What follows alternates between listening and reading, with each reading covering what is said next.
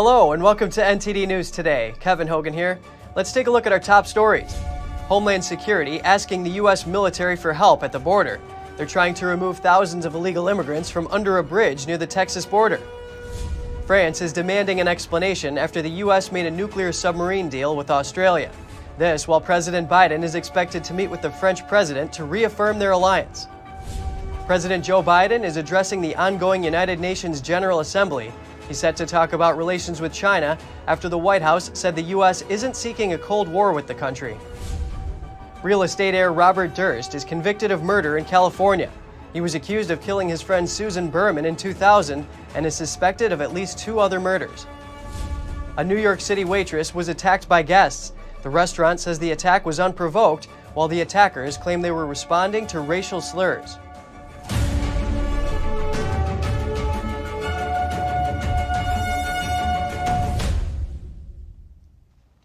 France's foreign minister says the U.S. needs to give France an explanation on the nuclear subdeal the U.S. and U.K. recently made with Australia.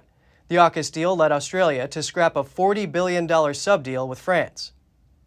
France said it has a crisis in confidence with Washington after the trilateral nuclear subdeal pushed France's subdeal with Australia to the side. So we want to understand, because the basic principle within partners is that we are allies. We talk and don't hide elaborate different strategies. And contrary to everything that is being said openly and in public, this is what is surprising and shocking. The policy chief of the EU met with his Australian counterpart. He asked why the country didn't coordinate with European partners like France before making the AUKUS deal.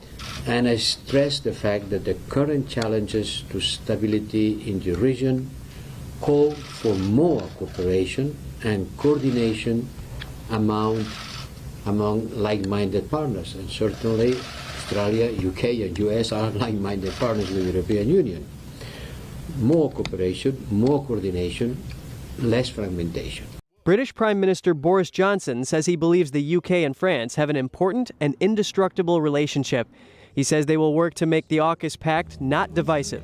This is just a way of the UK, the US and Australia sharing certain technologies because that is the sensible thing to do in the world in which we find ourselves. But that does not in any way mean that we wish to be adversarial towards anybody else or exclusive or crowding anybody else out. President Biden is expected to speak with French President Emmanuel Macron on the phone in the next few days. White House Press Secretary Jen Psaki offered a preview of Biden's call with the French president. She says Biden's aware there might be a couple hundred jobs that could be lost in France because of the deal. Psaki said Biden will reinforce the stance that reestablishing alliances doesn't mean there won't be disagreements. President Biden delivered his first address at the United Nations General Assembly in New York this morning. He declared that the United States is back at the table. Tuesday in New York, President Biden addressed the 76th session of the United Nations General Assembly.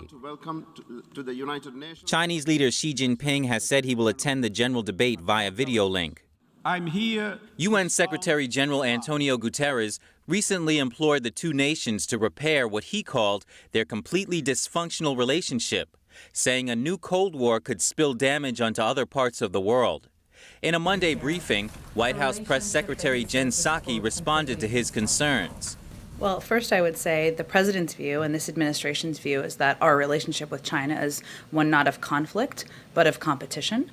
And so we wouldn't agree with the characterization of the relationship. She cited Biden's recent phone call with Xi Jinping. According to a White House statement, the two leaders discussed guardrails to ensure competition does not veer into conflict. Psaki said Biden would clarify the U.S. position in the UN speech. Guterres' worries are justified. Except for a protracted trade war, tensions between the U.S. and China persist over issues like human rights and sovereignty in the South China Sea. On top of that, China's unrestricted warfare against the United States is still going strong in terms of social media manipulation, cyberspace hacking, and blame shifting after the pandemic. Psaki added that Biden intends to discuss the areas of mutual agreement with Xi Jinping on the sidelines of the UN Assembly. The Del Rio area in Texas has become the epicenter of the Biden administration's border crisis. The thousands of illegal immigrants gathered there is a visual symbol of the 1.2 million people who've been apprehended at the border this year. Now, Homeland Security is asking the military for help. NTD's Jessica Beatty has more. Homeland Security is asking the U.S. military to help move illegal immigrants from under a bridge in Del Rio, Texas. Many of them are from Haiti. Under this request, the department would provide contracted air transportation for Customs and Border Patrol on a reimbursable basis, and it can be provided with minimal risk to current DoD missions. Homeland Security returned more than 300 Haitians back to Haiti Sunday, with more flights expected. DHS Secretary Alejandro Mayorkas visited Del Rio Monday to see the camp firsthand. Some of the thousands there started going back to Mexico following the U.S. crackdown. And White House Press Secretary Jen Psaki defended the Biden administration Monday for not making illegal immigrants show proof of vaccination or negative COVID-19 tests. As individuals come across the border, and they are both assessed for whether they have any symptoms. If they have symptoms, the intention is for them to be quarantined. That is our process. On Monday, the White House said foreign visitors will need to show proof of vaccination or a negative test before boarding a flight to the United States. But it won't apply to land travel from Canada or Mexico. They're not intending to stay here for a lengthy period of time. I don't think it's the same thing. It's not the same thing. President Biden's presiding over what's on track to be the worst border crisis in U.S. history in terms of numbers. And counties along the southern border have found COVID-19 positivity rates of up to 40% in illegal immigrants. And Senate Majority Leader Chuck Schumer says he's disappointed with the Senate parliamentarians' decision on immigration. She ruled that Democrats cannot use their $3.5 trillion package to give millions of immigrants a chance to become citizens. Immigration reform has been one of the most important causes of my time in the Senate. I will not stop fighting to achieve it. Schumer says Senate Democrats have prepared alternative proposals. Jessica Beatty, NTD News. Alarm bells are going off within the U.S. government after a member of the CIA chief's team had to seek medical attention for symptoms of a mysterious illness, the same symptoms that have sickened hundreds of U.S. officials over the past few years. It happened when CIA Director Bill Burns and his team traveled to India earlier this month. Those symptoms consistent with what's known as Havana syndrome. Investigators have struggled for years to understand who or what is causing the strange symptoms. They include vertigo, headaches, nausea, and sometimes a piercing directional noise. Some have suffered serious health problems, including traumatic brain injury, and have been forced to retire from service. The event marks the second time in less than a month that reported cases of the illness have impacted the international travel of top Biden administration officials. Incidents of Havana syndrome have begun late in 2016 in Cuba. There have since been cases reported in a number of countries. Incidents have also taken place on U.S. soil, including 2 staff members of then-President Donald Trump's National Security Council. Do you believe your personal information is secure online? And are you satisfied with the federal government's efforts to protect it? If you don't, you're in the majority. Here's more in a new poll that surveys trust in online security. 64% of Americans say their social media activity is not very or not at all secure. That's according to a poll by the Associated Press NORC Center for Public Affairs Research and Meritalk. They surveyed around 1,000 adults in June. 63% have the same security doubts about online information revealing their physical location. And half of Americans believe their private text conversations lack security. And they're not just concerned, they want something done about it. Nearly 3/4 say they support establishing national standards for how companies can collect, process, and share personal data. Jennifer Benz, Deputy Director of the Associated Press NORC Center, says what is surprising to me is that there is a great deal of support for more government action to protect data privacy, and it's bipartisan support.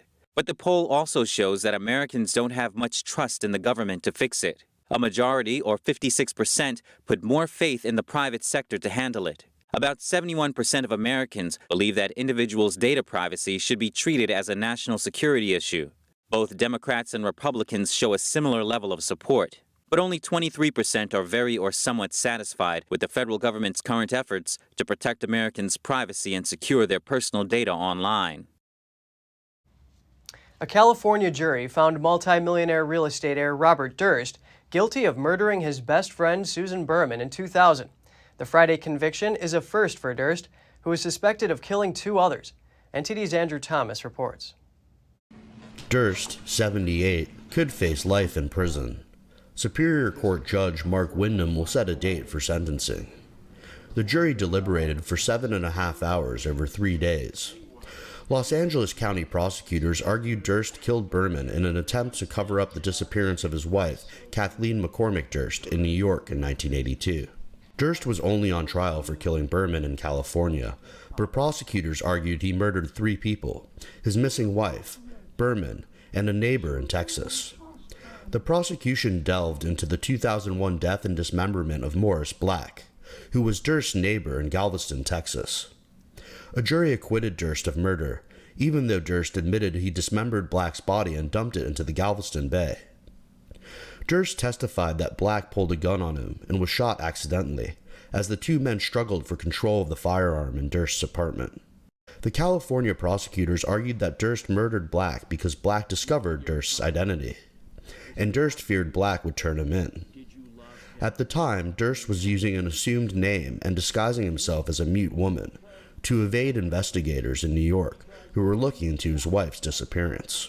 Defense lawyers described Durst as an elderly cancer survivor. They also noted prosecutors were unable to produce forensic evidence linking Durst to the murder of Berman. The trial came 6 years after Durst's apparent confession in the HBO television documentary series The Jinx. In the docuseries, Durst is caught on a hot mic in the bathroom saying to himself, "What the hell did I do? Killed them all, of course." Andrew Thomas, NTD News. A New York City waitress sustained injuries after a group of women attacked her. They say she uttered racial slurs, but restaurant staff say she didn't. And now, Black Lives Matter wants the establishment boycotted. NTD's Arian Pastar was at their protest. We're here in the Upper West Side, New York City, where a Black Lives Matter protest is happening.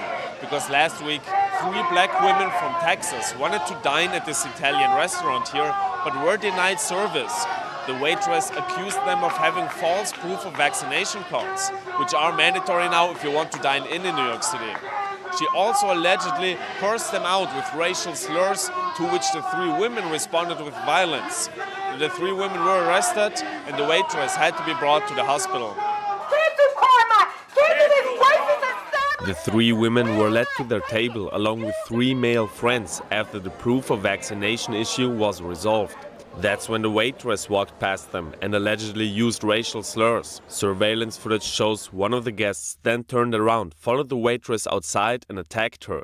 The situation then escalated into a brawl. All members of the group of patrons say they heard racial slurs. All restaurant staff deny any slurs were used. The surveillance footage has no sound. Andrew Ridgey of the Hospitality Alliance says people will keep blaming each other. Different people are going to say different things and point fingers, but at the end of the day, restaurant workers need to be respected, and no matter what the situation is, there is no situation where you can assault a restaurant worker, period. Protesters say using the N-word is a verbal assault and that the waitress should be fired. They walked up to the restaurant's entrance, calling for people to cancel the establishment. Arian Pastar, NTD News, New York. 2 Republican political operatives were charged with funneling thousands of dollars from an unnamed Russian national into a 2016 presidential election campaign. Facing the allegations, a 43-year-old aide to Senators Mitch McConnell and Rand Paul, and a 75-year-old that previously served as an advisor to multiple presidential campaigns. They're accused of channeling $25,000. A Justice Department indictment says both men allegedly conspired to solicit a political contribution from a wealthy, unnamed Russian national. Under federal law, it's illegal to solicit campaign contributions from foreigners. Both men allegedly tried to disguise the true purpose of the money by creating a fake invoice. The unnamed Russian apparently attended a political fundraising event, and all 3 men took photos with the candidate. The indictment does not disclose the name of the candidate. Canadian Prime Minister Justin Trudeau acknowledged the will to need to work with other parties. That's after falling short of winning a majority in recent parliamentary elections. Canadian Prime Minister Justin Trudeau won a 3rd term on Monday, but his party fell short of a majority. Trudeau, in power since 2015 and governing with a minority of seats since 2019, had hoped to capitalise on his government's handling of the pandemic by calling an early vote. Instead, he was met by an unexpectedly tight race. His lacklustre campaign was exacerbated by voter anger at the decision to call an election during a health crisis, a point Trudeau acknowledged in his speech to supporters in Montreal. CBC and CTV projected that Trudeau's Liberal government would hold a minority of seats in the House of Commons. Elections Canada showed the Liberals leading in 156 electoral districts nationally, one more than they held before the vote, leading one commentator to dub it a Groundhog Day election. The Conservatives, led by Erin O'Toole, were in second place and conceded defeat as results trickled in late into the night. A second minority government will mean Trudeau's Liberals will have to rely again on opposition parties, such as the left-leaning New Democratic Party, to pass legislation. Trudeau has pledged to work with other parties to get the country through the pandemic. He said the results meant he had a clear mandate and that brighter days were ahead.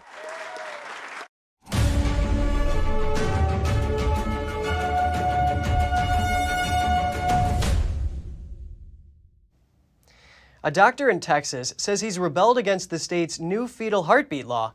He came out publicly in an op-ed, willing to be sued to put this law to the test. NTD's Miguel Moreno's got the story. Dr. Alan Braid performs abortions, and he says any day now he could be sued for at least $10,000 for performing an abortion in violation of a new Texas law. He identified himself in an op-ed he wrote for the Washington Post. In it, he says, "For me, it is 1972 all over again. And that is why, on the morning of September 6th, I provided an abortion to a woman who, though still in her first trimester, was beyond the state's new limit. I acted because I had a duty of care to this patient, as I do for all patients, and because she has a fundamental right to receive this care." Braid also said he did it to put the law to the test in court. The Texas fetal heartbeat law bans doctors from performing an abortion if they detect a fetal heartbeat. And so what this doctor is doing is just reflecting the abortion culture, the abortion doctor's view. Doreen Denny is Vice President of Government Relations for Concerned Women for America. She says her organization believes that children should be protected at conception and beyond. And, you know, if you look at his op-ed, you notice that he doesn't even want to call the Texas bill by its title, the Texas Heartbeat Bill. He doesn't even talk about a heartbeat. He talks about cardiac activity. And he also reflected that he thought abortion restrictions in the state of Texas were some of the most restricted in the country till now. They required, for example, an ultrasound before you'd have an abortion. You know, the abortion culture does not want women, vulnerable women, to understand that their baby that they're carrying is truly a human child. Pro-life organization Texas Right to Life told the New York Times that they're looking into Braid's claim, but they're dubious that this is just a legal stunt. According to the report, Texas Right to Life looks for tips on doctors who violate the law. Only private citizens can sue doctors who provide illegal abortions. Miguel Moreno, NTD News. The U.S. Supreme Court will hear arguments in a Mississippi abortion case challenging Roe v. Wade. The justices will take on the case December 1st concerning the state's Gestational Age Act. The 2018 law allows abortions after 15 weeks only in medical emergencies or if the fetus has a severe abnormality. Doctors who perform abortions after that point may be subject to fines or penalties and risk having their licenses to practice medicine in the state suspended or revoked. The measure has proven controversial. On Monday, the Biden administration urged the Supreme Court to invalidate the act, while 2 federal courts have already blocked the Mississippi law. The case will be the most important set of abortion-related oral arguments the court has heard since 1992. Back then, the Supreme Court upheld the ability to terminate a pregnancy with the case of Planned Parenthood v. Casey. That's after the Roe v. Wade decision was set in 1973, legalizing abortion nationwide.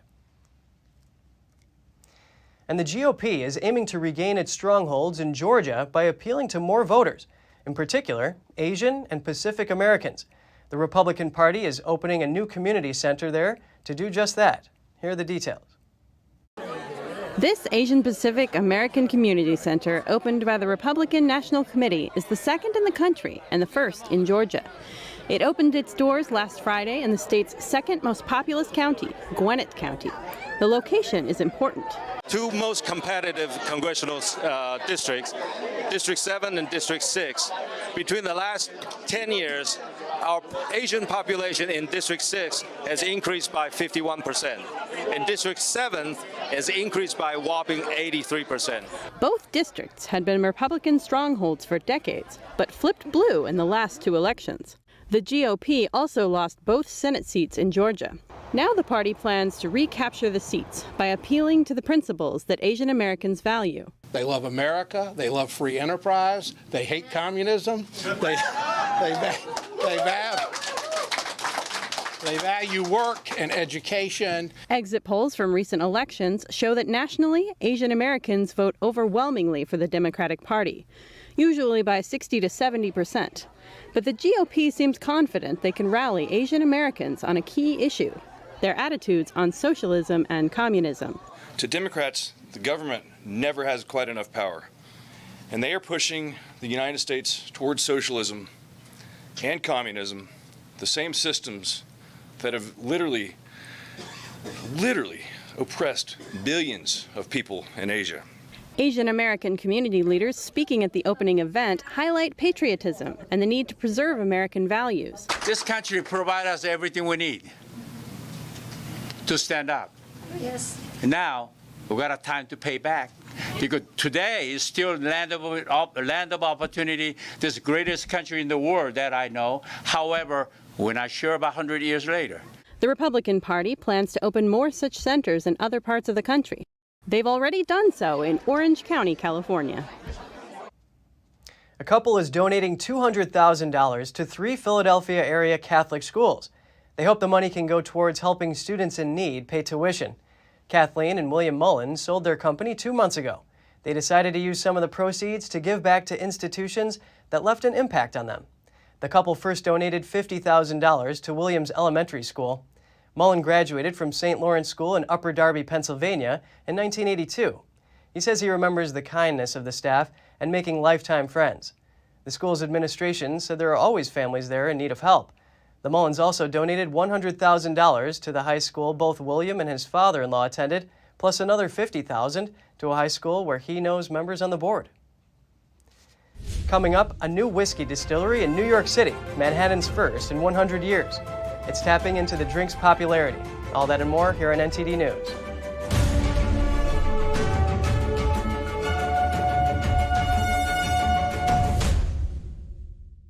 Hi folks, Joe Namath here with a new message about your Medicare benefits. You may be entitled to transportation, meals, and expanded coverage for dental work that includes extractions, fillings, and dentures, all at no additional cost. Plus, depending on your zip code, you may be entitled to the Medicare benefit that adds money to your Social Security check every single month. Call and get everything you deserve. Call now. It's free. I'm on a fixed income, so I called to get money added to my Social Security check. They helped me so much.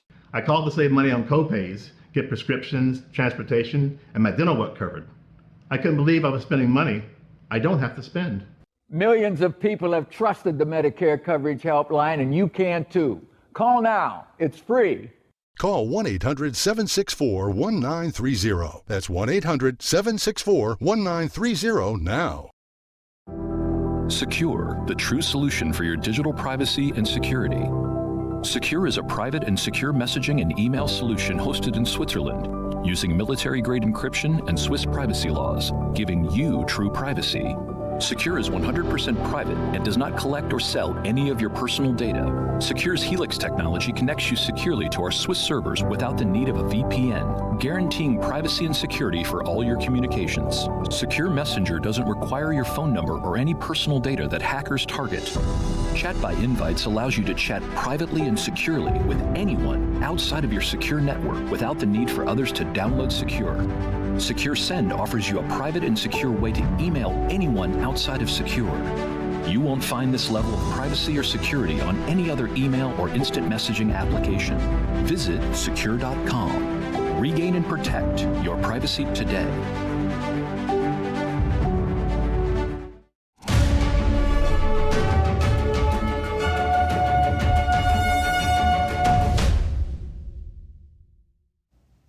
It's been 100 years since Manhattan had a whiskey distillery since the time of Prohibition.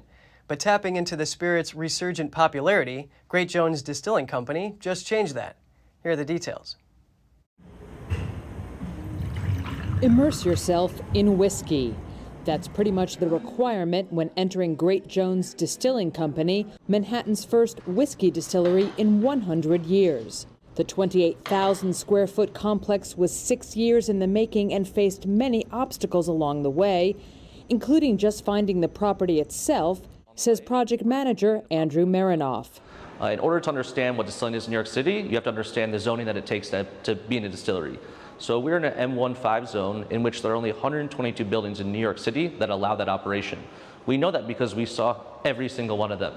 At the heart of Great Jones, where the magic happens, a 500-gallon pot or still where the whiskey is distilled, or simply put, where a harder alcohol is made from a lower alcohol base. But while having that much alcohol in the middle of a 4-story New York City building may seem dicey, Marinoff says not to worry. And the room that this still is encased in is completely explosion-proof. The air can be sucked out of it in 90 seconds, making it one of the safest distilling rooms in the world. Great Jones is Manhattan's first whiskey distillery since the days of Prohibition, when the sale of alcohol was outlawed across the U.S.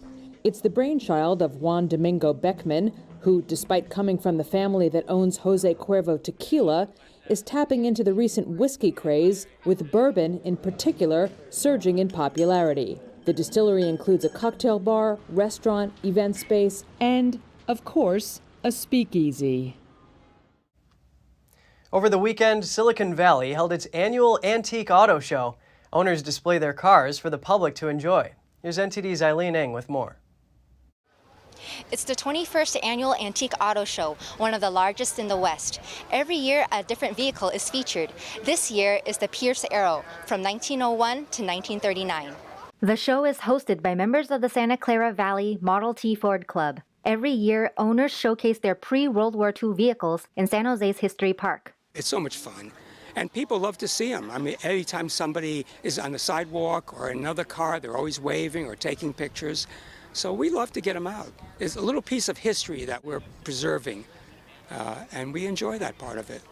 Greenberg is also the owner of a 1923 Model T Ford. It's not easy to stop these cars, so and you can't go very fast. I mean, what I tell people when they ask me how fast will this car go, I tell them this car goes so slow you have to clean the bugs off the back window. The requirement is that the vehicles are from before 1946 and must be period correct, so they can't be hot rods or modified with new equipment. There's people that build the engines and transmissions and rear ends. All the parts are sourced. There's people that supply all the small parts. You can get a catalog. With Model Ts, nearly everything's available if you want to purchase it online or through a catalog. Occasionally, movie director Charlie Chaplin can be seen walking around in his iconic outfit to blend in with the setting. They last for years. The car that I have was my grandfather's car. He bought it in 1923 in Detroit at the Detroit factory, the Dodge factory, for $400. Drove it from Detroit to San Jose here. It is still running today. Visitors return regularly from near and far. Our modern cars are going to drive much nicer than these, but these are more fun. You slow down and you tour around in your antique car, you stop, you talk to people. They're good conversation starters too. Give people rides. It's just more fun. It's simple. It's not just the cars, but it's the setting. There's a print shop museum over there. Amazing. Like this, they printed this right in front of us on an old machine that was made from the 1800s, and they show how to do that and just setting type and how they made that little type thing. History Park also has an old gas station, blacksmith shed, Chinese American Historical Museum, and hotel. The park is also celebrating its 50th anniversary since it first welcomed people in 1971. Eileen Ng, NTD News, California.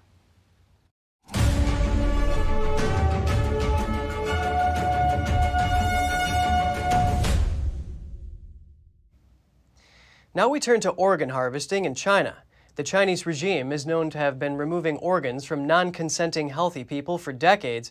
then selling them to international patients seeking transplants. But the crime has been largely ignored. Now at the World Summit on Combating and Preventing Forced Organ Harvesting, politicians and leaders from around the globe are calling for action. NTD's Penny Joe reports. When I was educated on this issue and what was happening, it took my core and it shook it. Forced organ harvesting is truly a monstrous practice that is difficult to conceive, even exists, until it is brought before you. The idea that there are those that take someone's life and treat them like parts for pay or favors still leaves me horrified. Dozens of political leaders and experts from 19 countries are gathering virtually to raise awareness of China's continued practice of forced organ harvesting. That's a state-sponsored campaign to kill prisoners of conscience to supply organs for China's transplant market. Organ donation is a precious act of saving a life. But forced organ harvesting is commercialized murder and without doubt amongst the worst of crimes. French Senator André Gattolin explained that some politicians have chosen to be silent because of threats from the Chinese regime. When one questions the forced removal of organs in China, one quickly runs the risk of being labeled heavily anti-communist or anti-Chinese. And sometimes even risk the threat of commercial or political retaliation from Beijing. Hence the appalling diplomacy of silence, which is far from confined to France. China is one of the top destinations for transplant tourism, meaning people from all over the world go to China to get a transplant. That's because Chinese hospitals offer very short wait times. Beijing claims that their organs come from voluntary donors. But a London-based People's Tribunal in 2019 called the regime out for lying. It concluded that the practice of forced organ harvesting was happening on a significant scale in China, with Falun Gong practitioners being the main source of organs. The spiritual practice has been persecuted by the Chinese regime since 1999. Song Kim, a judge from the Seoul Administrative Court in South Korea, argues that global organizations like the United Nations may not be of much help in this case.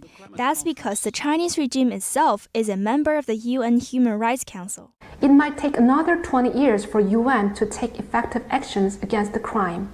She suggested that instead, individual countries use autonomous sanctions under what's called the Global Magnitsky Act. The U.S. has used it to punish Chinese officials responsible for abuses in Xinjiang. That's by freezing their assets and banning perpetrators from entering the United States. Kim says the same approach can be used to target facilitators of forced organ harvesting. Penny Zhou, NTD News. The World Bank may have inflated China's business ranking. A new report says China was ranked number 78 when it should have been at 85. And now China and Taiwan are arguing over a trade agreement and fruit exports. NTD's Tiffany Meyer brings us more on the story. And Taiwan is also casting doubt on Beijing's bid to join the trade bloc. Posting on Twitter, Taiwan's foreign minister says, quote, China wants to join the high-standard CPTPP. Is this a joke? The tweet comes after China announced a ban on Taiwan's wax apple and sugar apple imports without warning. Beijing says it found pests on these imported fruits. The move could be a blow for Taiwan's agriculture industry. Last year, up to 97% of these fruits' exports went to China. Taiwan says the move is an act of weaponizing trade. Taiwan says Beijing hasn't provided any evidence for its claim of pest concerns. Taiwan is considering filing a complaint to the World Trade Organization over the fruit ban.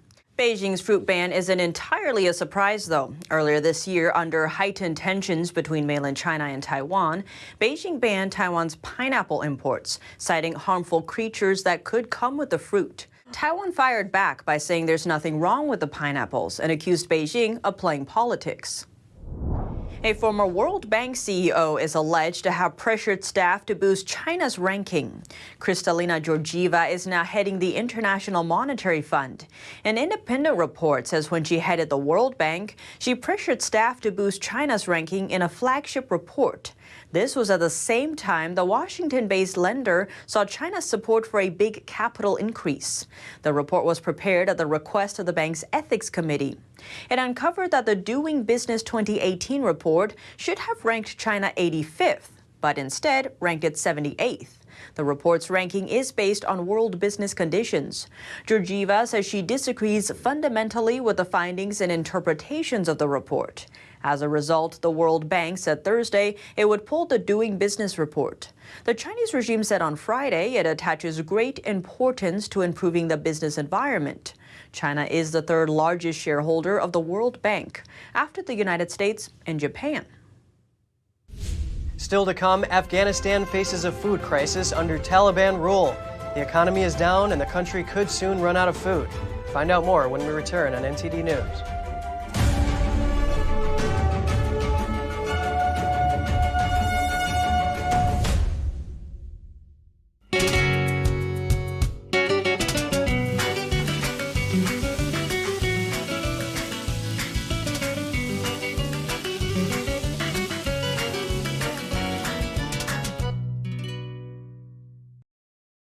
If you're like most of us, you're probably getting fed up with the nonsense that's going on in the banking system.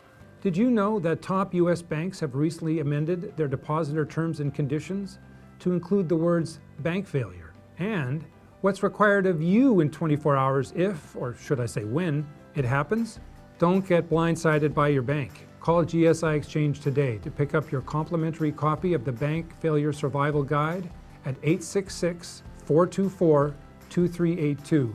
We'll also send you the required format to file with your bank within 24 hours of their failure, which is now required by the top banks to avoid freezing of your funds. Yes, the top banks can now freeze your money. The world is in a strange place, and banks are constantly changing the rules.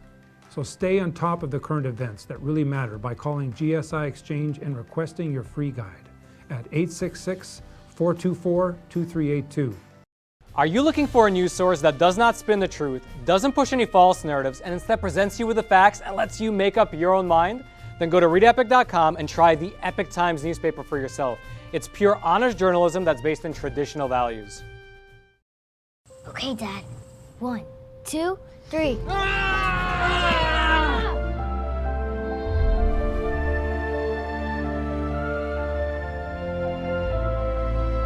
You saved me.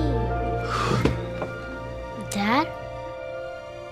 Are you okay? I'm fine, dear.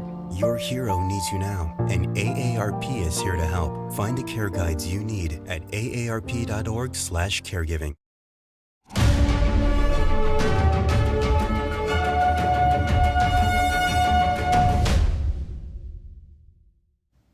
A humanitarian food crisis looms in Afghanistan under the Taliban. Kabul residents tell us what life is now like in the country. While much attention in the West has focused on how the Taliban will govern, for many Afghans, like Mahil Agha, the main priority is simply to survive. The 37-year-old lives in Bagrami, a neighborhood in Kabul where many displaced or poor people live, along with his wife, mother, and 7 children. In the previous government of Ashraf Ghani, we were helped during the winter. We were given winter wood and oil, but so far we have not been helped. Agha's mother added that the children were in a bad situation, without clothing or blankets, and the family is struggling every day. In another part of Afghan capital, Resident Suleiman said the economic situation in the country has deteriorated. Business is down. Everywhere you see, people are miserable. Business isn't happening at all. People's livelihoods have been cut and people's economic situations are very bad. Even as some aid is trickling into the country, poverty and hunger have spiraled since the Taliban take over. According to UN Secretary General Antonio Guterres, he added that Afghanistan is on the verge of a dramatic humanitarian disaster. The World Food Programme has warned food may run out by the end of this month, pushing up to 14 million people to the brink of starvation. Over 600 Afghans are stranded in the northern city of Mazar-i-sharif. All have worked closely with the U.S. over the past decade, but they were left behind during the flights from Kabul. Now, they fear the Taliban will come to kill them. We hear from an Afghan man in the city. This man says he has lived and worked for almost 2 decades as a loyal ally of American efforts in Afghanistan.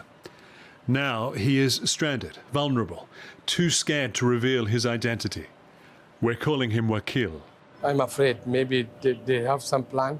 If they not kill us now, maybe in a few days, in a few months, definitely we will kill by them. Wakil has good reasons to fear Taliban retribution. He first worked with US forces, he says, as a translator in the earliest days of the war during the battle for Tora Bora, as they hunted al-Qaeda and its leader, Osama bin Laden. Even we went to the Spingar mountain inside until the border of Pakistan. Just we were looking for them. In the years that followed, he says he had jobs helping the US Embassy, Treasury and State Departments. Wakil says his service was recognized with a special visa to join America's airlift. He and his family fought through the chaos to reach Kabul airport, but weren't allowed inside because of a bomb blast that killed more than 170 people. But then came a phone call and new instructions from someone coordinating the evacuation. They collect us in the bus. There was 8 bus. Among of us, they came to Mazar. Mazar-i-sharif, a city in northern Afghanistan from where Wakil says he and many others were told the US will rescue them. And among of us, only in one hotel that we are living, a place, it's 450 people now here. They've been waiting for weeks, terrified the Taliban will come for them at any moment. US-based advocacy group Allied Airlift 21 says a charter flight was allowed to leave Mazar-i-Sharif's airport on Friday, carrying hundreds of people, Americans, legal US residents and Afghans. Wakil was not among them. I am requesting from the US government that they should not left us behind. We provide service for 15 or 16 years. Even I was in really bad missions. My friends were killed. I request from the US government they should not forget us. US officials say they're working to help at-risk allies who've been left behind. Wakil hasn't given up on them yet. But even if he escapes Mazar-i-Sharif with his wife and 3 young daughters, he must still pay a heartbreaking price for being a friend to America. His mother cannot come with them. She's still in Kabul. The Biden administration says it will double the amount of refugees admitted into the United States. That's after the administration already more than quadrupled the previous figure. Starting in October, the government plans to let a maximum of 125,000 people in per year. The current rate was set at 62,500 in May. Before that, the Trump administration set 15,000 as the total refugee cap. When the Biden administration first increased it, Biden said Trump's cap did not reflect America's values as a nation that welcomes and supports refugees. The State Department announced it recommended the increase to Congress to address needs generated by humanitarian crises around the globe.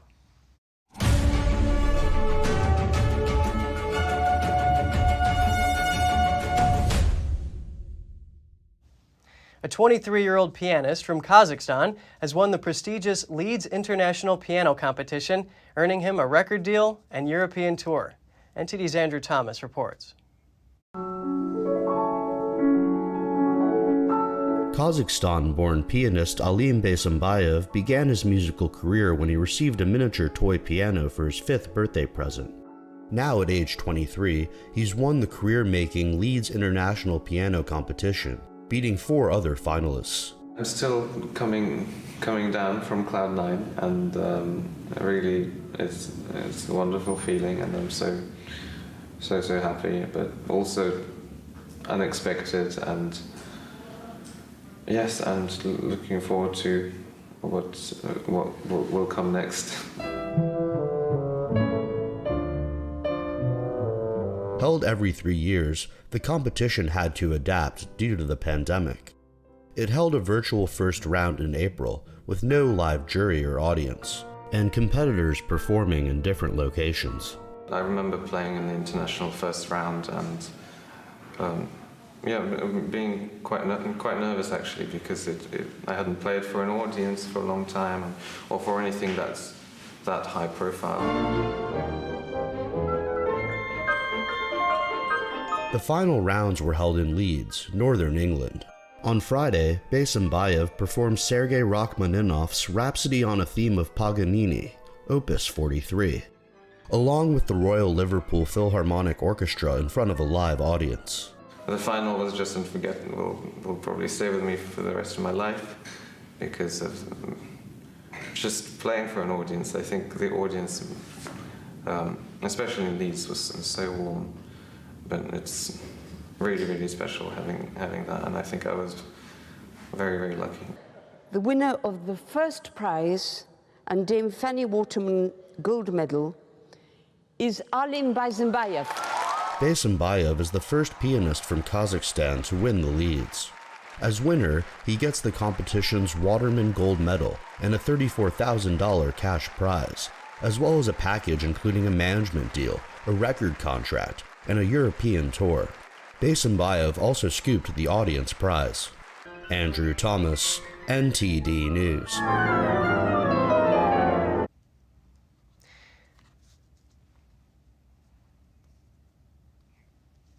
Australia has lost around 30% of its koalas over the past 3 years.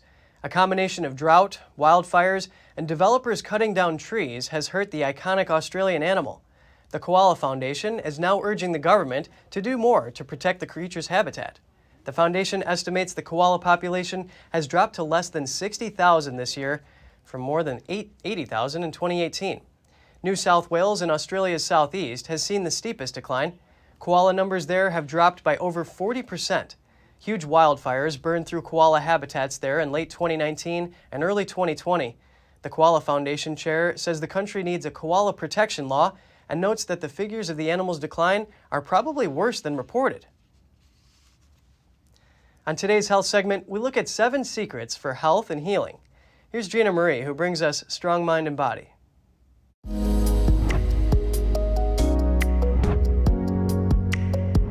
Welcome to Strong Mind and Body. I'm Gina Marie.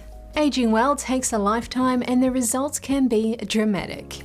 A few small changes may be all it takes. Here is a list of some of the most important things you can do for health and healing.